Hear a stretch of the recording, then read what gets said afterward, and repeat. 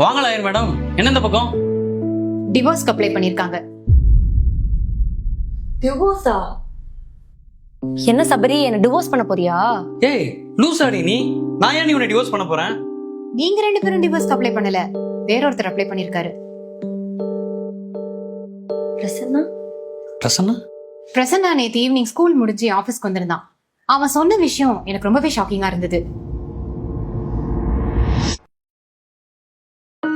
ஹே பிரசன்னா, அம்மா அப்பா வரலையா?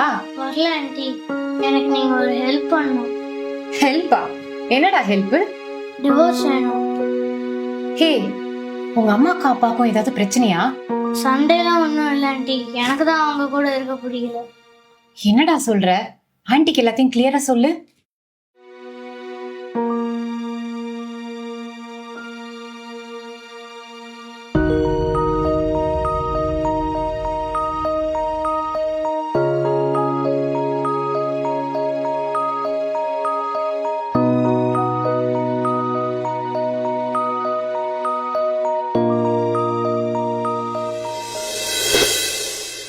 சொல்லு பிரசன்னா, அம்மா அப்பா கிட்ட இருந்து உனக்கு ஏன் டிவோர்ஸ் வேணும்னு?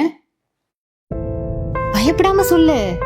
அப்பா அம்மா, எனக்கு உங்க கூட இருக்க பிடிக்கல. நம்ம 3 பேருக்கு நடுவில் ஒருத்தன் வந்துட்டான். யாருடா வந்தது? உங்க ஃபோன் தான்.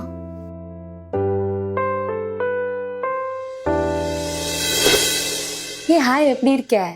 லைஃப்லாம் செம்மையா போகுது உனக்கு? மா வாங்கம்மா, கிரிக்கெட் விளையாட போலாம். அம்மா ஃபோன் பேசிட்டு இருக்கேன், நீ போய் விளையாடு போப்பா.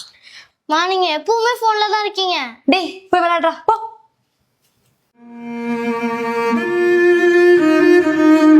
சார் நாளைக்குள்ள ப்ராஜெக்ட் முடிச்சிடும் சார். முடிச்சதை நான் உங்களுக்கு அவுட் அனுப்பிடுறேன். Okay, thank you sir.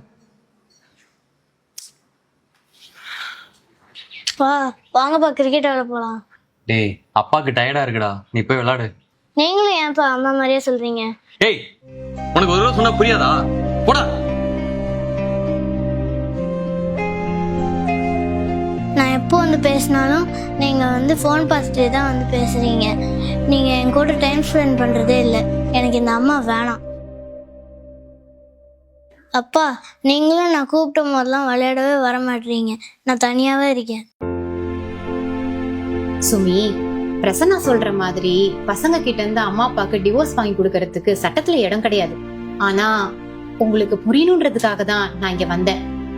பசங்களை நம்ம போன் பார்க்க கூடாதுன்னு சொல்றோம், ஆனா நாமளே அந்த போனுக்கு அடிமையா தானே இருக்கோம்.